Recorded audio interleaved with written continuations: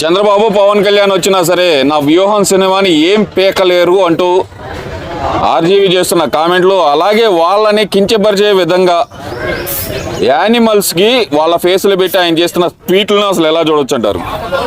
First మనం గమనించాల్సింది ఏంటంటే ఆర్జీవి ఒక పిచ్చోడు. అలాంటి పిచ్చోడు మాట్లాడింది కూడా ఇవాళ కొన్ని సోషల్ మీడియాలో కానీ కొన్ని ఛానల్స్లో వస్తారు. రెండోది మనం గమనించాల్సింది ఏంటంటే ఆడే ఒక పిచ్చోడు అయితే మన వాడికి పిచ్చోడికి కొంతమంది పిచ్చోళ్ళు వచ్చారు విజయవాడలో.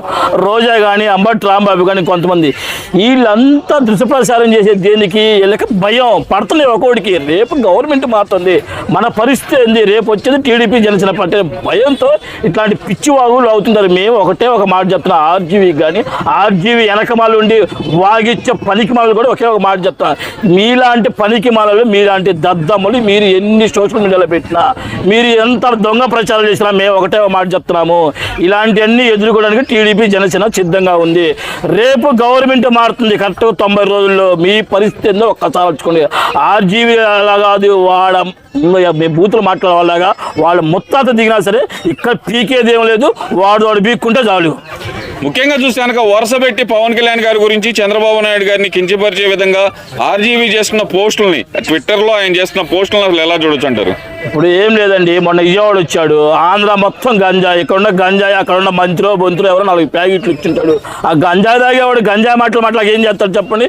ఇప్పుడు ఆంధ్ర పిచ్చి మంది అమ్ముతున్నా అండి. తాగినోడు ఏమంటాడు, ఏంటి సీఎం అంటాడు, పిఎం అంటాడు, అదంటాడు. తాగి దిగిన తర్వాత ఏంది, పొద్దున్న కన్ను ఓటేసుకొని బెల్లారి పనికో చెక్క పనికి వెళ్తాడు. ఈ ఆర్జీవి కూడా సినిమాల టైంలో ఆ సినిమాలు 4 టికెట్లు లేకడానికి గవర్నమెంట్కి అనుకూలంగా మాట్లాడితే కొంత డబ్బులు ఇస్తారని చెప్పి ఆర్జీవి లాంటి మాటలు మాట్లాడతాడు. ఆర్జీవి మాటలు కనీసం మనుషులు కాదు, ఇవాళ కుక్కలు కూడా పట్టించుకున్న పరిస్థితి. అలాంటి ఆర్జీవిని వెనకబల పెట్టుకొని తిరుగుతున్నారంటే వాళ్ళకు ఉండాలి బుద్ధి ముందు. ఆర్జీవి లాంటి పనికి మాలని ఇవాళ మీరు ఎంట పెట్టుకొని అతనికి ప్రచారం చేస్తే అతనికి డబ్బులు ఇచ్చి మీరు సినిమాలు తిప్పుతుంటే వీళ్ళకి బుద్ధి ఉండాలా.